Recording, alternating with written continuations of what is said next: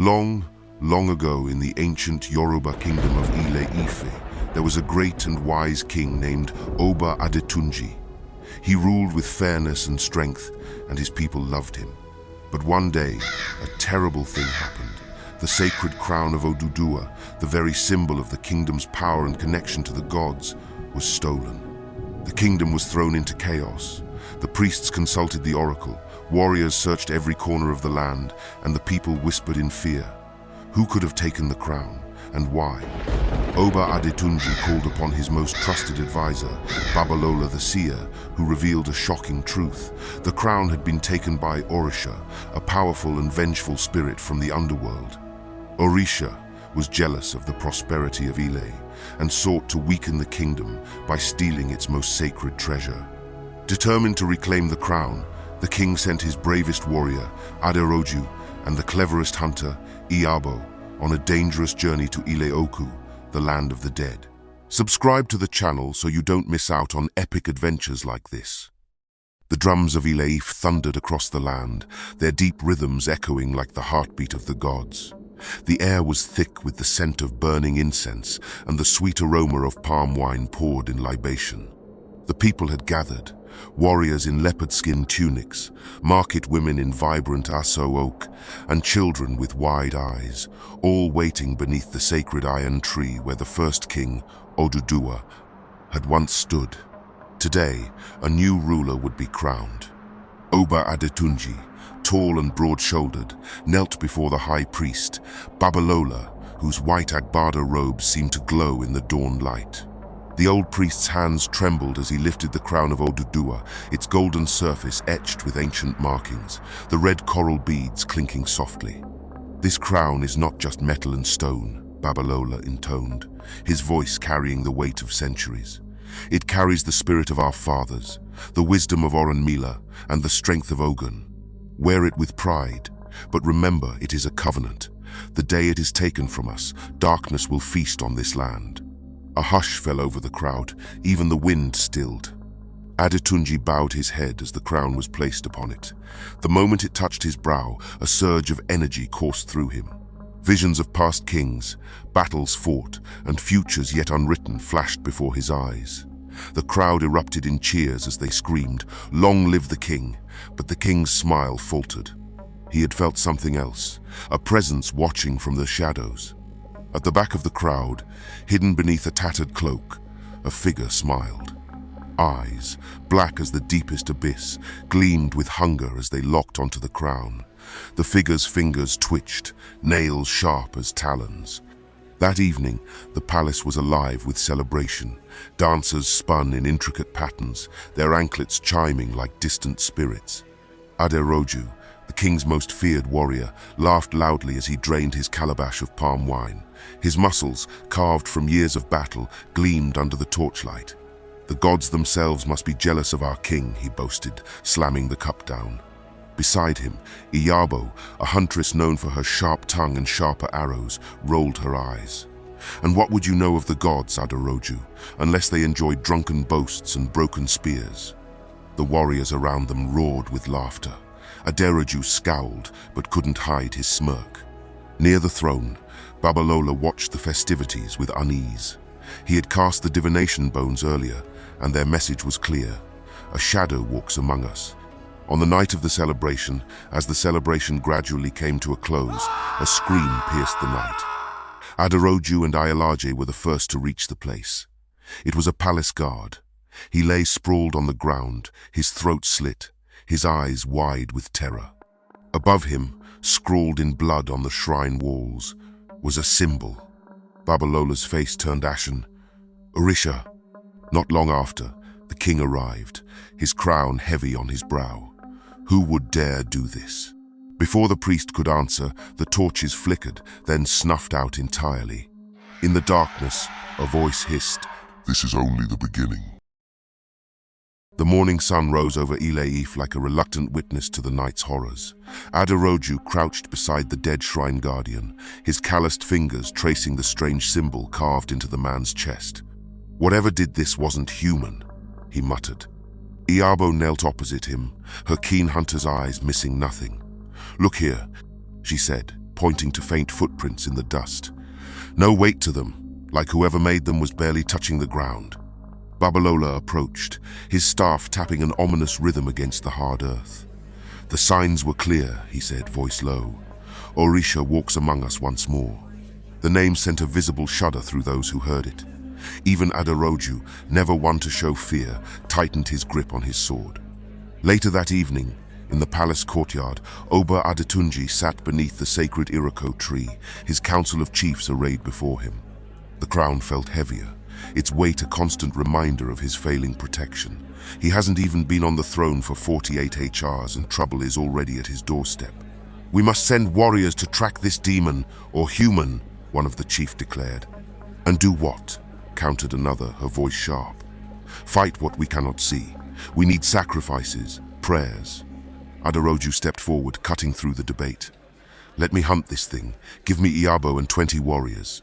One of the chief, always know to crack joke, then remarked, "We should give you Iyabo as if she a souvenir, en? You this man?" The king studied them. "You understand what you're asking. Orisha is no ordinary foe." Iyabo then spoke from the shadows where she leaned against a pillar. "Which is why you need those who can track more than footprints." As word of the murder spread, fear took root in the city. Market stalls stood empty where normally merchants would hawk their wares. Children were kept indoors, and at every corner, people clutched amulets and whispered prayers. The next day, Aderoju pushed through the uneasy crowd, Iyabo at his side. "We're missing something," he growled. "Spirits don't just wake up and start killing." Iyabo paused by a stall selling medicinal herbs. "Maybe someone woke it." She nodded to the vendor, an old woman with milky eyes. "Iwaya, what do your bones say about last night?" The old woman's hands trembled as she cast her divination pieces. When they landed, she recoiled. "The dead walk with the living," she whispered. "The betrayer wears a smiling face." Later that night, as the night fell like a shroud over Ile-Ife, the city gates were barred, but darkness has ways of slipping through cracks. Aderoju stood watch on the palace walls when the first scream came. By the time he reached the compound, it was already too late. 3 warriors lay dead, their bodies arranged in a grotesque circle, heads touching. Above their heads was the same symbol from the shrine. Iyabo arrived breathless. "It's playing with us." As if in answer, the wind howled through the empty streets, carrying a voice that wasn't hers. The next day came with chaos. They made arrangements to bury the deceased. The palace guards stood frozen at their posts, their spears trembling in hands as if it had never gone to battle, because what just happened can't be explained. Before them, the sacred shrine stood empty. The golden pedestal that had held the crown of Oduduwa for centuries was void, confusion everywhere. Aderoju shoved past the petrified sentries. "How?" he demanded. "There were 20 men guarding this place." Iyabo walked in, looking at the place like someone searching for clues. No scratches, no signs of forced entry. She bent low, her nose nearly touching the floor. Babalola arrived in a flurry of white robes, his divination chain already in hand. When he saw the golden pedestal, his knees buckled. When the news reached Oba Adetunji's, he roared as his voice shook the palace foundations. "You let a spirit walk into my home and take the very soul of this kingdom." The guards prostrated themselves, their foreheads pressed against the cold stone floor. "Great king, we saw nothing. One moment the crown was there, the next it was gone." Iyabo stepped forward. "Majesty, this was no ordinary theft. Orisha moves like shadow and mist. These men couldn't have stopped him." The king then replied, "Tell me what use are warriors against such a foe, and don't you dare make excuse for their non-vigilance." Iyabo stepped back and replied, "Forgive me, your highness." Aderoju slammed his fist against his chest. "My king, let us hunt this demon where he hides." Just outside the palace wall, not too far from the shrine, Iyabo noticed a freshly painted symbol on the wall, twin serpents swallowing their own tails. This wasn't here yesterday. Someone's helping Ekemini. Human hands did this. A child's whimper drew their attention to a crumbling doorway. Little Moronikeji, a daughter to one of the servants in the palace, crouched in the shadows, her doll clutched tight. "A lady drew it," she whispered. Iyabo knelt, offering a piece of candied fruit. "What lady, little one?" the one who sings to the darkness. She wears the king's colors, but her feet never touch the ground. On hearing this, Babalola scattered palm nuts across his divination tray. As the path is revealed, the trail leads to the land of the forgotten, he finally said. Aderoju tested the edge of his newly blessed sword. All the better.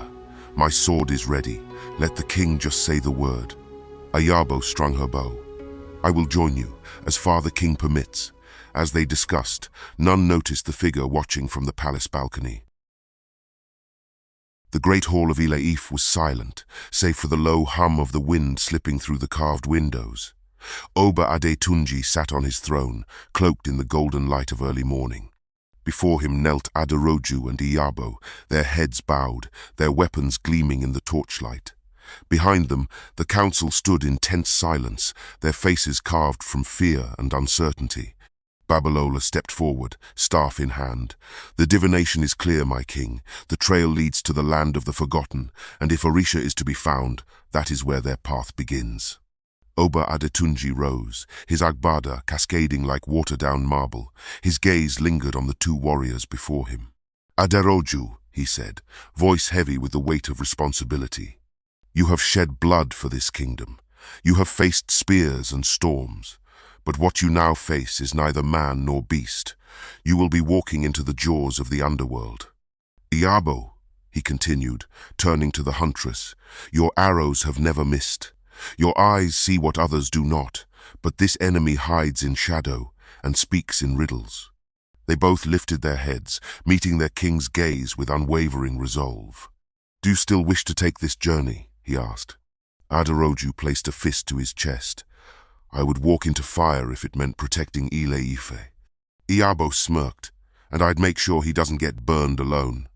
A small smile touched the king's lips, brief, almost sorrowful. Then hear me well, he said, his voice rising like a drumbeat. By the gods of our fathers, by the spirit of Oduduwa, and by the oath I swore upon this throne, I give you leave to enter the land and of the forgotten. Find the crown, defeat Orisha, bring back the soul of this kingdom. He stepped down from the throne and placed a beaded hand on each of their shoulders. Return not just as warriors, he whispered, but as saviors. The council murmured blessings. Drums began to beat softly in the distance. The gates of Ile-Ife stood tall and ancient, carved with the symbols of the gods. As the first light of dawn spilled over the horizon, it caught on the polished blades of 20 warriors lined in formation, silent, ready. Villagers gathered in clusters, faces drawn, eyes filled with fear and reverence. Mothers held their children close. Elders whispered prayers beneath their breath. Somewhere, a baby cried. It was the only sound not drowned out by the slow, haunting rhythm of the Bata drums. Aderoju, armored in lion hide and bronze, adjusted the strap of his sword and surveyed the road ahead. The warrior's jaw was tight, his usual grin buried under the weight of what was to come. Iyabo stood beside him, bow slung across her back, a quiver full of arrows fletched with eagle feathers. She wore a thin necklace of cowries, a gift from her late mother. Her eyes, always sharp, lingered on the forest in the distance, its dark outline like a wound on the land. Oba Adetunji emerged from the palace gate, flanked by his council. He held in his hands a gourd of Omi Ero, sacred water used only in rituals of life and death. Behind him, Babalola walked barefoot, his staff crowned with feathers and bells that jingled softly. The king raised the gourd high. The drums stopped. Today, he said, voice firm, you do not march as men and women. You walk as the arms of this kingdom, as the last defense between our people and the wrath of a spirit long forgotten. He poured the water on the earth. Ogun, god of war, bless their steps. Sango, keeper of thunder, guide their blades. Yemoja, mother of all, return them home. He turned to Aderoju. You are now more than my warrior. To Iyabo. And you, more than my hunter. To both of you, you are hope. Babalola stepped forward and placed a bundle of herbs at their feet. It caught fire without a flame, smoke rising and circling them like a veil. A cleansing, the seer muttered, to hide your scent from the dead. As the gates creaked open, revealing the long, winding path, a cold wind brushed past the crowd. The villagers flinched. Morenikeji, the servant's child, stood near her mother and whispered, "It's watching us." Aderoju glanced back once, eyes scanning the rooftops, the trees. But there was nothing. He nodded at Iyabo, and with one final beat of the drum, the party moved out, torches held high, banners fluttering, 20 souls stepping into a darkness from which none might return. The road behind them was long and silent. The road ahead was darker still. They had stopped just before the first true bend into the cursed forest. The trees loomed nearby, tall, twisted, hunched like ancient sentinels watching without blinking. The air was colder here, the kind of chill that crept under skin and whispered warnings into the bones. A small campfire crackled at the center of a clearing. Around it, the 20 warriors sat in a loose circle, some sharpening blades, others staring into the flames with empty eyes. No one laughed, no one sang. Aderoju sat with his back to a tree, his sword resting across his lap. He glanced at the others, then at the shadows between the trees. "They're too quiet," he muttered. Iyabo, seated opposite him, raised an eyebrow. "The men?" "The forest." She tossed a twig into the fire. "Maybe it's sleeping, or watching." She didn't argue. One of the younger warriors, barely more than a boy, edged closer to the fire. His voice shook. "Is it true that Orisha eats the souls of warriors while they still breathe?" Aderoju said nothing. Iyabo stood slowly, brushing dust from her cloak. "Listen to me, all of you. Fear is natural, but you let it take root, and you're already halfway to the grave." Someone scoffed. "Easy for you to say. You're Iyabo. You once hunted a leopard spirit with nothing but a wooden arrow." Iyabo cracked a smile. "That spirit was drunk on palm wine, and I had 2 arrows." A few chuckles broke through, brief, nervous. From the edge of the firelight, Babalola appeared, silent as the wind, his eyes glowing with a strange glint. "The forest is older than memory," he said. "It does not sleep, it remembers, and I hate it." Everyone turned toward him. He sat by the fire, unfurling his divination chain. "Already it knows your names. Already it whispers them into the soil." Suddenly, the wind shifted. The flames danced violently, casting monstrous shapes against the trees. Then came the sound of a laugh. Faint, hollow, not human. It drifted from deep within the land of the forgotten. The warriors leapt to their feet, weapons drawn. Aderoju gripped his blade.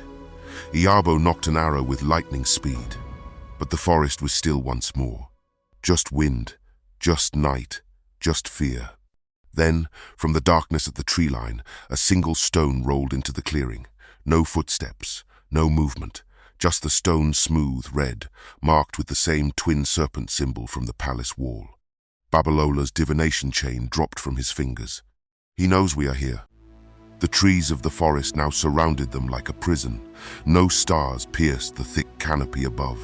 Even the moon seemed to avoid this place. They had made camp in a circular grove. No fire this time. Babalola had warned against it. "The flame draws the eyes that should not see you," he'd said. So instead they sat in darkness, quiet, weapons close. Eyes are always moving. Iabo leaned against a fallen log, listening. There it was again, that distant humming, soft, like a lullaby sung by someone with no mouth. She gripped her bow. "Aderoju," she whispered. He stirred, halfway between sleep and waking. "You hear that?" He listened, then nodded. It stopped. Suddenly a scream, a sharp, wet sound from the edge of the camp. The warriors leapt to their feet, weapons drawn as light touches spring to life. "Io!" someone yelled. "Where's Io?" They found him slumped at the base of a tree, eyes wide, mouth agape but no wound, not a single scratch, and yet he wasn't breathing. Aderoju crouched beside him, feeling for a pulse. "Dead," he muttered. "But how?" Babalola approached, kneeling slowly. He opened the young man's eyes with trembling fingers. The pupils were swirling, like water pulled into a whirlpool. His soul was taken while he dreamt. Then came the growl. From every direction. Low, animalistic, hungry.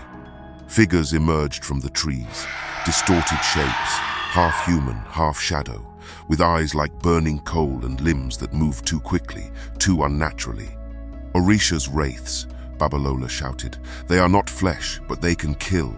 Chaos erupted. Aderoju met the first one head-on, swinging his blade with a battle cry. The sword passed through it, but the spirit recoiled, hissing. "Strike deep," he yelled. Iyabo loosed arrow after arrow, each glowing faintly with the charm Babalola had placed earlier. The spirits howled as they were hit, evaporating into ash and wind. But the warriors were not trained for this. One by one, they fell not from wounds, but from terror. Their minds break under the weight of illusions. One warrior screamed as he struck his own reflection, thinking it was a wraith. Another dropped to his knees, clawing at invisible flames on his skin. Through it all, Aderoju and Iyabo fought back to back, breathless, bloodied, holding the line. Babalola stood at the center of the grove, chanting. His staff pounded the ground rhythmically as incantations fell from his lips like thunder. Light surged from his feet, a glowing circle surrounding the remaining warriors. "Get inside the ring," he shouted. Aderoju dragged two others in.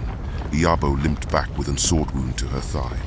The moment the last one crossed the line, the spirits shrieked, then scattered like smoke in the wind. Silence returned. 9 warriors were left. Of the 20, 11 were gone. Some dead, some missing. Babalola collapsed, drained. Aderoju stood, sword dripping with spiritual ichor, eyes burning with fury. "We can't wait for it to come again," he growled. "Tomorrow we enter the land of the forgotten. We must end this." Iyabo nodded, clutching her wounded leg. "Let's take the battle to them." The sky had begun to pale, but there was no sense of mourning. The jungle around them had gone dead again, too quiet, like something holding its breath. 9 warriors remained. Their faces were pale, ash-smeared, hollowed by loss and exhaustion. Blood streaked their armor. Some wept silently. Some stared blankly into the trees, as though still seeing what had just attacked them. Aderoju stood near the center of the grove, blade buried in the soil. His shoulders trembled not from fear, but rage. He looked at the bodies, 11 men, gone, just like that. Iyabo sat on a log, leg bandaged crudely. Her bow leaned against her knee. She stared at the blood-streaked circle where the spirits had vanished. "That wasn't a battle," she muttered. "It was murder." Babalola, breathing heavily, crouched over a patch of earth. His white robes were stained, his hands trembling as he drew ancient sigils into the soil with his staff. Aderoju stormed toward him as he tries to lock eyes with Babalola. "You knew, didn't you?" Babalola didn't look up. "You knew we were walking into something worse than death, and still you let them die." Babalola then replied, "I knew we were walking into truth. And truth always demands blood." Aderoju reached for his blade, but stopped. He clenched his jaw, fists shaking, then turned and stalked away. Iyabo stood, limping over. "You said Orisha was a spirit, an ancient force, but these," as she gestured at the corpses, "this is personal." Babalola finally looked up. The fire behind his eyes had dimmed, replaced with something older, grief or guilt. "Orisha was once a prince in Ile-Ife, one of our own." The warriors stirred. "You see, long before Oba Adetunji, there was a prince. Orisha, son of a lesser wife of the king, inherited from his brother by tradition after his death. He was born in the shadows of the palace walls. He was brilliant, too brilliant. As a child, he could recite the verses of Orunmila and speak to spirits in his sleep. The seers feared him. His mother called him a gift. The king never called him anything at all. Though he was never named heir, Orisha was beloved by the people. His wisdom grew, his command of Ifa deepened, and his connection to the spirit world became unnatural. He could hear the voices of the ancestors, and even some whispered the voices of those not meant to be heard. He was chosen by the spirits to be a bridge between the living and the dead. But power breeds envy. One day, a prophecy was foretold by the high priest, and it was discovered that Orisha was attempting to raise the dead and enslave Ile-Ife with dark magic. Despite his pleas, he was condemned without trial not to death, but to be buried alive. They believed that sealing him would trap his powers forever, as killing him would be a taboo. Generations passed. The story of the prince became taboo, then myth. But the crown of Oduduwa, carved with ancient metal and coral beads, was forged in part from sacred ore buried near his forgotten tomb. That crown, it whispers to spirits, even those unjustly banished. When Oba Adetunji was crowned, something within stirred him awake. The presence of a seventh king, the scent of ancestral rites, the beat of drums. It reached the hollow place where he had once been sealed. And in that moment, his soul clawed its way back, but not without assistance from the human realm. The grove still reeked of blood, sweat, and the iron-sour stench of fear. The survivors sat in silence, wounds bound, weapons sheathed, but their minds restless after the story they just heard from Babalola. Aderoju sat with his back to a boulder, eyes closed, but sleep refused him. Iyabo winced as she applied herbs to her wounded leg. Her arrow hand trembled for the first time in years. Babalola stood alone, his staff rooted in the ground. His voice was low, barely above a whisper, as he chanted a binding incantation meant to shield the camp from the spirit's return. Back in the village, Morenikeji curled under a rough wool blanket as she stirred in her sleep. Her small hands clutched her doll like a lifeline. In her dream, she stood in the middle of a mist-filled forest, barefoot, surrounded by twisted trees that hummed with energy. A voice whispered her name, not loud, but all around her. Morenikeji, child of quiet eyes. You see what others do not. Morenikeji turned slowly. A man in tattered royal robes stood nearby. His face was handsome but cracked like broken pottery. From his eyes leaked black mist. A glowing crown hovered just above his head, turning slowly in the air. It was Orisha, first manifestation. They forget me. They buried my name. But you remember. Morenikeji backed away. I don't know you, she whispered. Orisha smiled, but the smile hurt to look at. You will, Orisha replied. Tell them the truth is awake. Tell them the gods spoke my name first. Tell them I have come to claim what's rightfully mine. Babalola suddenly gasped, eyes snapping open as if something punched through the veil of his vision. He turned to Aderoju and Iyabo. He's reaching the child. Aderoju frowned. What child? Morenikeji, Babalola replied. The little girl in the village. Orisha's spirit is speaking through her dreams. As the sun rose like an old wound across the canopy, casting fractured light over the grove, mist clung to the warriors like a warning. Aderoju stood near the edge of the clearing, sharpening his blade with slow, deliberate strokes. Every motion was measured, controlled. But beneath it, rage brewed like a storm. Iabo moved through the camp with a limp, her leg bandaged tighter now. She adjusted her quiver and watched the tree line like a hawk awaiting movement. Babalola was packing. The sight stopped Iyabo in her tracks. You're leaving? She asked, disbelief laced with accusation. Babalola didn't look at her as he tied a bundle of dried herbs to his belt. I must. Aderoju walked over, brows furrowed. We're about to enter the land of the forgotten. You said yourself, this is where Orisha is strongest. And now you want to turn back?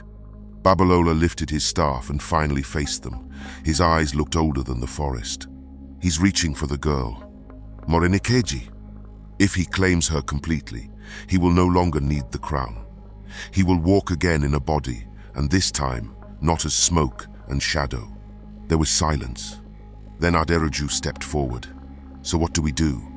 Babalola looked between them.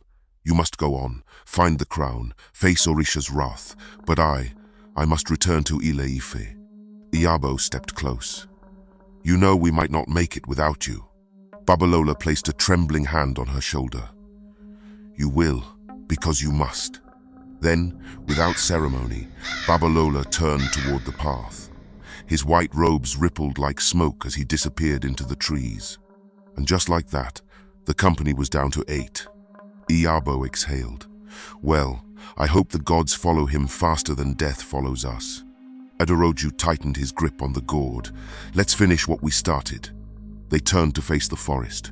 With time, the morning mist clung to the land of the forgotten like a burial shroud, cold and heavy against Aderoju's skin as he led the diminished company of warriors to the forest's edge. The trees stood sentinel, their trunks twisted into agonized shapes, bark blackened as if scorched by some ancient fire that still smoldered beneath the earth. Aderoju's sword hummed in his grip, the sacred inscriptions along its blade pulsing with a faint golden light that seemed to struggle against the unnatural twilight. Iyabo crouched low, her calloused fingers brushing the damp earth. No tracks, no scat, nothing. "No birds," she murmured, her voice barely disturbing the heavy air. She plucked an arrow from her quiver, rolling it between her fingers. No insects. Not even the wind dares enter this place. Rising to her full height, she met Aderoju's gaze. This isn't just dead land, it's waiting. Aderoju spat onto the cursed soil. The spittle hissed as it struck the ground, vanishing into wisps of acrid smoke. Then let's give it what it's waiting for. Iyabo's lips curled in a humorless smile as she tested her bowstring. Last chance to turn back. One of the younger warriors, Adekunle, made a strangled sound in his throat. Aderoju didn't look back. "If you're waiting for me to give the order to retreat, you'll be waiting until the gods grow old." He raised his glowing sword. "Forward!" Ahead, the trees formed a tunnel leading downward. From its depths came a sound like 1,000 people whispering the same word. "Orisha! Orisha! Orisha!" A figure blocked their path, a massive warrior with skin like cracked clay, his eyes sewn shut with gold thread. "None pass without payment," he intoned. Aderoju raised his sword.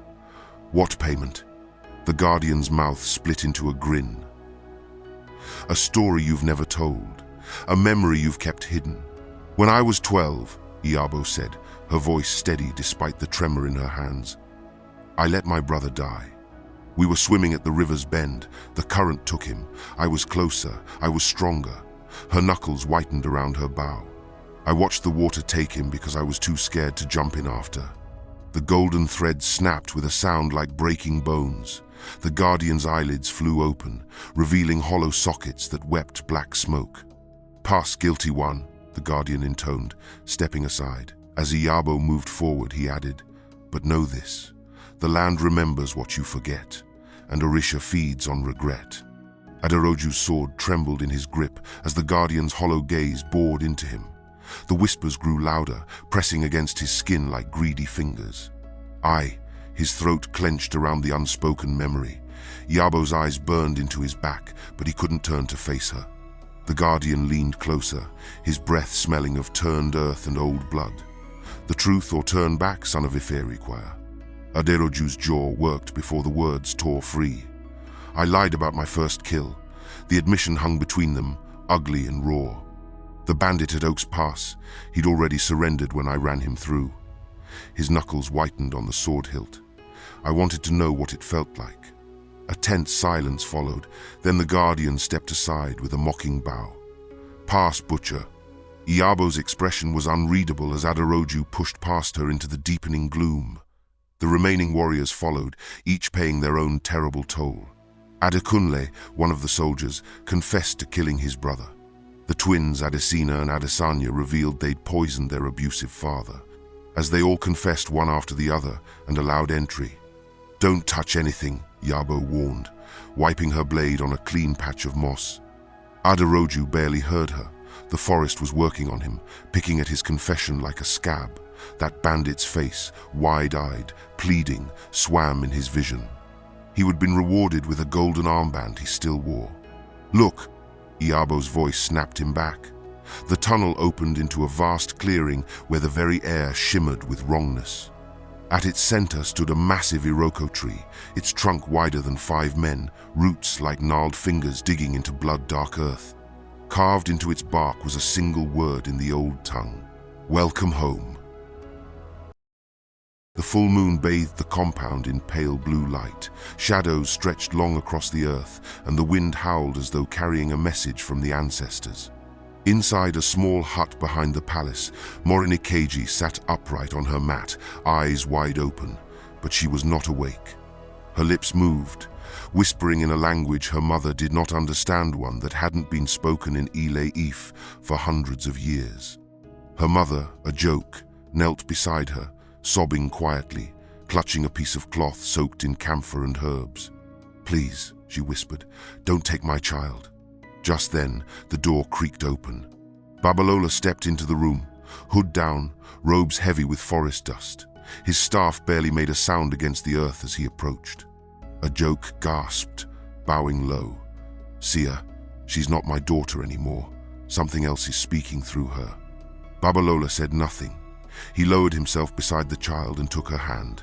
Her fingers were ice cold, her body trembled with every breath, but her face was unnaturally still.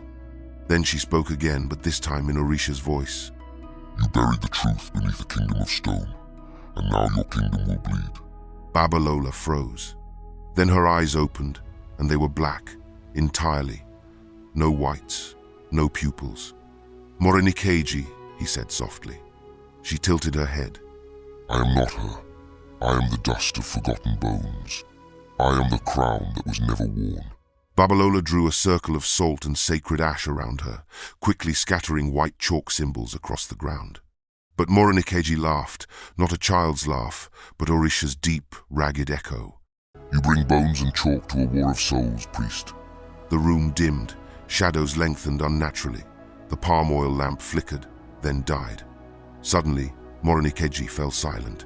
Her eyes rolled back. She collapsed into Babalola's arms, unconscious. The darkness withdrew. A joke rushed forward, weeping. "Is she okay?" Babalola, breathless, shook his head. "Number not entirely." Later that same day, Babalola stood before the Oba and the council. "She is a vessel now," he declared. "Orisha has marked her. If we do not sever the link, he will walk the earth again through her." The Oba stood shaken. "Then what must be done?"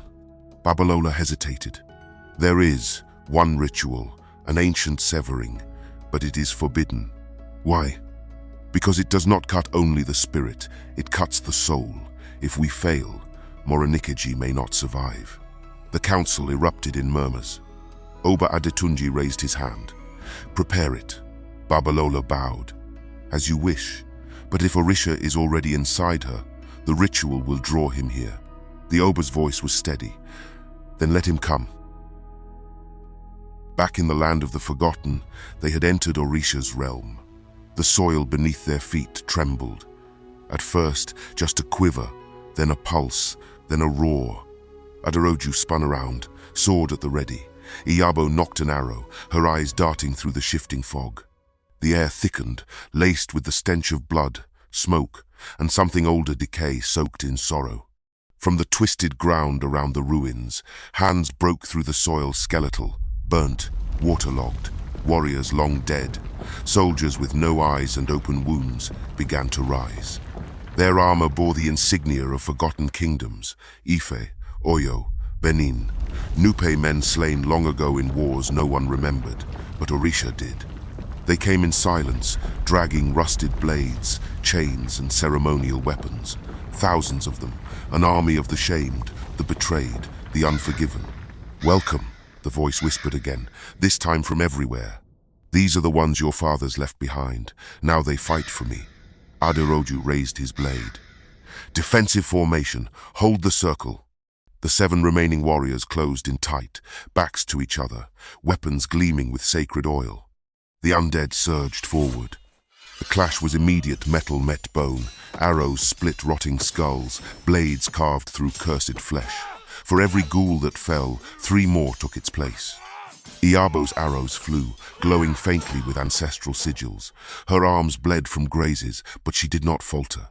Aderoju roared, tearing through the horde with brutal force.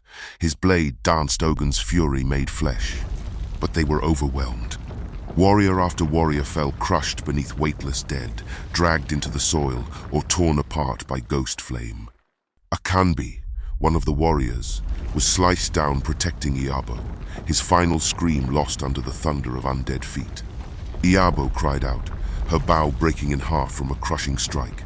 She switched to her dagger, slashing wildly. Aderoju saw her go down and he charged toward her, splitting through 3 ghouls to reach her side. "Iyabo," She looked up, blood on her lips. We can't hold. Suddenly, a shockwave erupted from the ruins. Everything froze. The ghouls stood motionless, heads bowed. Then the mist parted. Orisha appeared. He no longer hid in the shadows.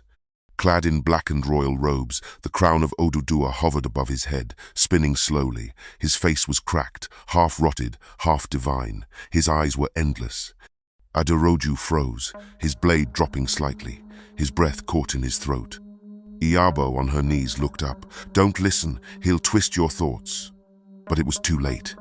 You have fire, Orisha said to Aderoju. Strength, devotion, pain, you are what I once was. He stepped forward. The ghouls parted. Let me show you what loyalty truly feels like. With a gesture, roots burst from the earth, wrapping around Iyabo's limbs, dragging her back. She screamed, slashing, but the roots hissed with dark fire. She disappeared into the mist. Aderoju roared and lunged, but Orisha's eyes flared. Everything stopped. The sword fell from Aderoju's hand. He dropped to his knees. "Let me in." The warrior's body jerked once. Then again. A thin black mist slithered from Orisha's mouth and entered Aderoju's. His back arched. He screamed. Then sudden silence. Aderoju stood. His eyes were not his. They were void. Orisha now had flesh. This was the trap all along, and they walked right into it. 6 corpses remained in the mud. The 7th Aderoju stood tall, face calm, armor shining. Behind him, thousands of undead fell into rank and file, awaiting his command. Aderoju's lips curled into a smile. The sky above Ile-Ife turned golden. The wind was still, but unease stirred in the bones of the people. From the distance, horns echoed. Trumpets of welcome. Aderoju had returned. The crowd surged to the gate, villagers cheering, drummers thundering with joy, women ululated, children threw petals. From the thick jungle mist, Aderoju emerged first, armor polished, stride firm. Behind him, the remaining soldiers, expressionless, eyes downcast, marched like shadows. The Oba and his council stood at the gate, flanked by guards. Oba Adetunji's face lit up. "Our warrior returns." Babalola, watching from behind the king, smiled faintly, hands still raw from the severing ritual. The spirits have answered, but something was wrong. Aderoju didn't bow or smile to anyone. According to tradition, he must first purify himself before going before the king. He didn't speak. His eyes scanned the palace not with awe, not with relief, but with hunger. The gates closed. The city celebrated. The king retired to his chambers. Babalola returned to his shrine, exhausted but relieved. But not everyone rested. In the shadows of the palace, Iyabo, the king's most trusted female advisor, moved with quiet precision toward the sacred strongroom, the chamber that held the Oba's vest of power. A woven garment blessed with divine protection, lightning thread, and ancestral energy. She walked like a ghost, eyes sharp, no hesitation. Unlocking the door with a key hidden within her waist beads, she entered and stood before the vest. Its threads pulsed faintly with sacred energy. She pulled a slim ceremonial dagger from her wrapper and began to cut the spiritual cords, chanting low in a tongue not heard since the first betrayal of Oduduwa. The final thread snapped. The light in the room flickered and died. In the silence that followed, Orisha's voice hissed from nowhere and everywhere. The sacred flames in the shrine flickered violently as Babalola pressed his palm into the darkened water bowl. It boiled under his touch, the once clear surface now thick as ash. The ritual should have sealed the bond between realms, severing Orisha's grip. But something was wrong. A sharp pain ran through his chest. Then a scream from outside. Babalola rushed to the window. In the distance, he saw it fire, not from within the city, but just outside it. The sound of war drums. Not the Oba's. Another rhythm. Ancient, malicious. Oba Adetunji, adorned in royal sleep robes, stood with 2 guards, staring at the distant orange glow just beyond the walls. He turned to the guard beside him. "Call the warriors. Summon the seer." But just as the guard moved, the palace doors burst open, and there stood Aderoju, or at least what wore his body. He was cloaked in darkness, his face still, his eyes endless. Behind him, the undead army stretched like a river of rot across the city's edge. Gasps echoed. One of the guards drew his sword, stepping forward. "Aderoju?" the Oba asked. The figure tilted its head. That name is dust. Then came the blast. With a single movement, Orisha raised his hand and sent the guards flying across the marble floor. Bones snapped, screams echoed. Oba Adetunji turned to flee toward the strong room. The Oba reached for the vest of power, only to find it limp and dark. He held it up. The threads were cut, the protective runes dead. "No," he whispered. Footsteps behind him. "Iabo." Her voice is soft. "There is no point in running." He turned to her. "You." She raised her head, pride gleaming in her eyes. "You crowned a stranger instead of honoring me as your king. You betrayed Ile-Ife for what?" From the doorway, Orisha stepped into the room. The Oba stood firm. "You wear the body of my warrior, but he will never be your puppet." Orisha's smile twisted. "He already is."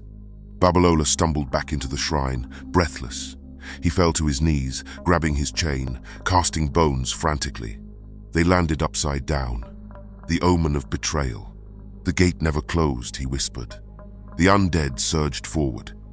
Civilians screamed and scattered as rotting soldiers breached the gates, scaling the walls like insects. Flaming arrows cut through the sky. Priests, guards, villagers all scrambled to defend. But they were unprepared. The streets turned to fire and blood.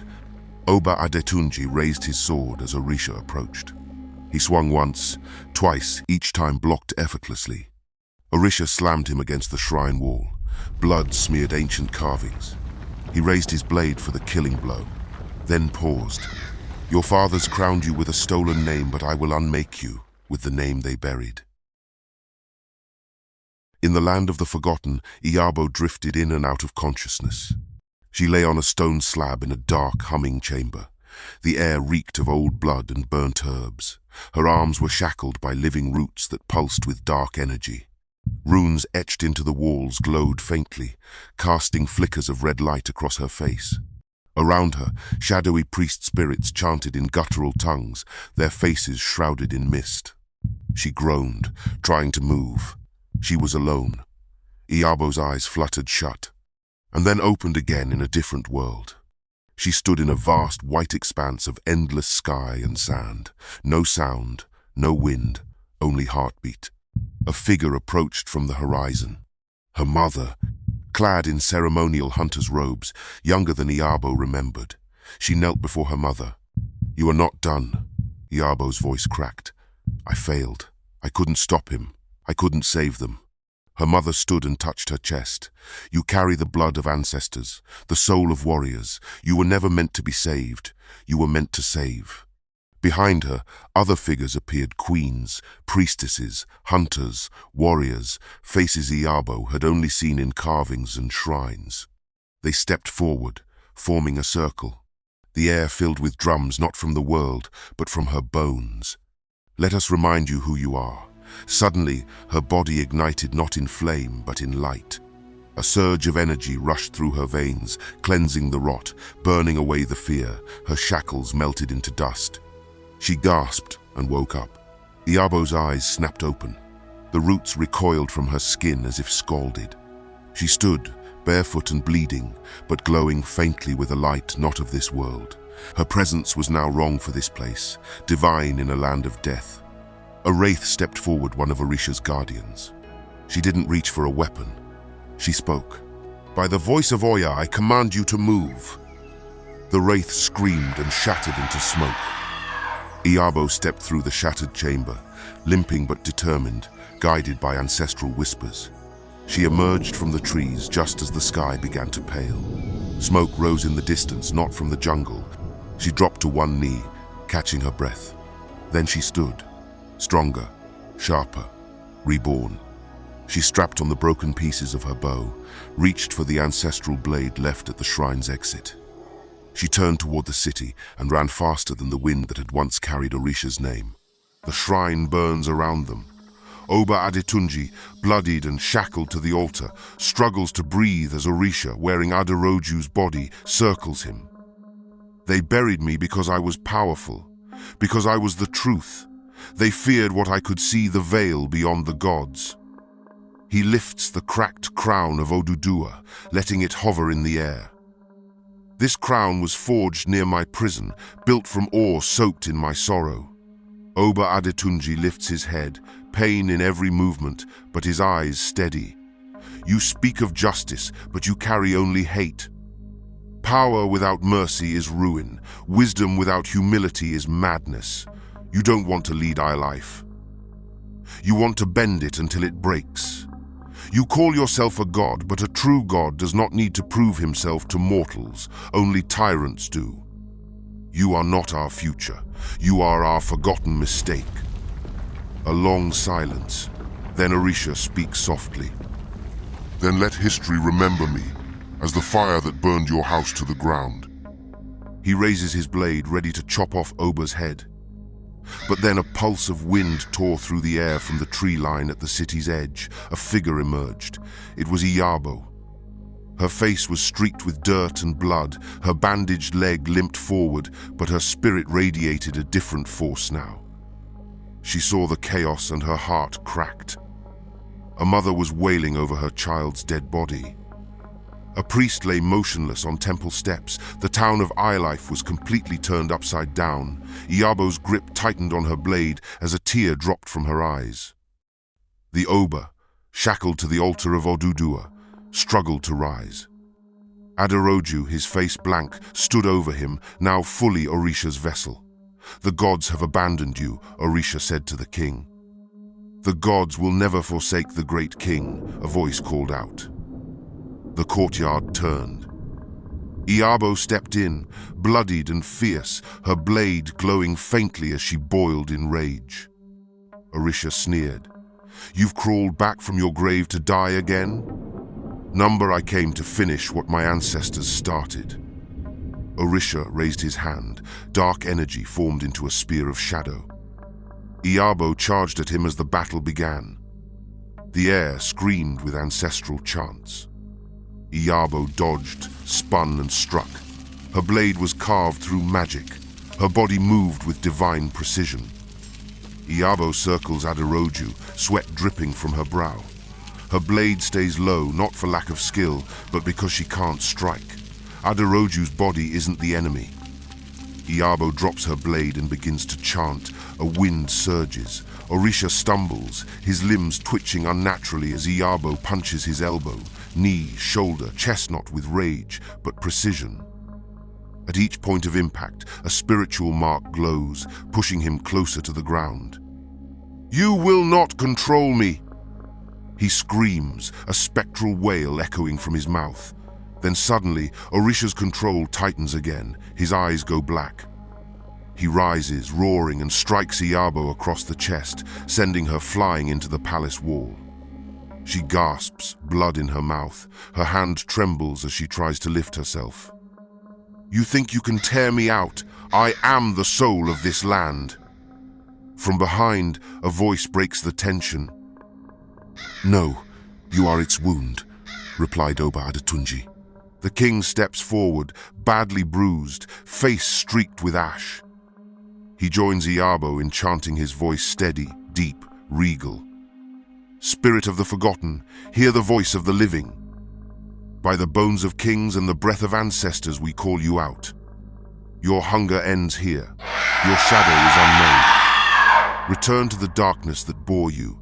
Be bound, not by chains, but by truth. Light begins to pulse around Orisha. His steps falter. He grips his head. Babalola arrives, robes tattered, staff in hand, chanting the same rhythm. 3 voices, 3 bloodlines. As they continued chanting, this body is not your throne, this land is not your inheritance. By the fire of Oya, by the thunder of Sango, by the wisdom of Orunmila be undone. We strip you of every name spoken in fear. We return you to silence. Let the light of Ile-Ife burn through your lies. You cease to exist. Return to the darkness that bore you. Be bound, not by chains, but by truth. As they continued chanting, a ring of pure ancestral light forms around Orisha. Spirit of the forgotten, hear the voice of the living. By the bones of kings and the breath of ancestors, we cast you out. You who fed on fear, your feast is ended. You who wore a stolen crown, your reign is broken. This body is not your throne, this land is not your kingdom. By the fire of Oya, the thunder of Sango, we strike your name from the winds, we bury your shadow beneath stone. Return to the dust that holds no memory, return to the silence you defied. You are not God, you are grief. And now, you are gone. He drops to one knee, convulsing. Aderoju's voice cries out from within. Iyabo steps forward and shouts, "Trap him." She slams her palm to the ground as the statue of Oduduwa behind them cracks open, its mouth wide, waiting. A blast of white flame explodes from the king, Babalola, and Iyabo, hitting Orisha square in the chest. Orisha's spirit is torn from Aderoju's body, a black, twisting mist screaming as it's forcefully dragged across the courtyard, through the air, and into the statue's mouth. The statue seals shut with thunder, shaking the ground, and then silence. Aderoju collapses. Iabo catches him before he hits the ground. Guards rushed in. Villagers emerged slowly. The Oba fell to his knees as guards rushed to surround him. The undead army crumbled. 3 sunrises later, the smoke had cleared. The walls were being rebuilt, the wounded tended to. Songs of mourning mixed with drums of survival, Ile-Ife lived. In the shadow of the Oba's palace, beneath the sacred iron tree, the people gathered. The statue that held Orisha's spirit stood in the center of the gathering, sealed, its eyes hollow, its mouth closed. Oba Adetunji stood barefoot on the red earth, cloaked not in royal silk, but in simple white cloth. His crown sat in his hands, not on his head. Before him stood Iyabo, her hair freshly braided, scars still healing. Beside her, Aderoju, now cleansed, eyes humbled, rested one hand on his sword's hilt. Babalola, gaunt but steady, stepped forward with Moronikaji by his side. He raised his staff. The gods have seen us, the ancestors have answered, the crown is returned. He turned toward the Oba, but it has fulfilled its purpose. The king stepped forward. He held the crown of Oduduwa aloft. This crown once gave us guidance, strength, protection. He looked at it one last time. But it also bred envy, war, blood, and darkness. He stepped to the altar. Let its reign end with me. He placed the crown upon a slab of consecrated stone. Iyabo stepped forward, drawing her blade, the same one that severed Orisha. She looked to Aderoju, who nodded. With one clean strike, she shattered the crown into fragments. The people gasped, then bowed. No longer shall one object define our power. Our covenant will now live in hearts, in justice, in unity, and in those brave enough to rise when gods fail. Subscribe to the channel so you don't miss out on epic adventures like this.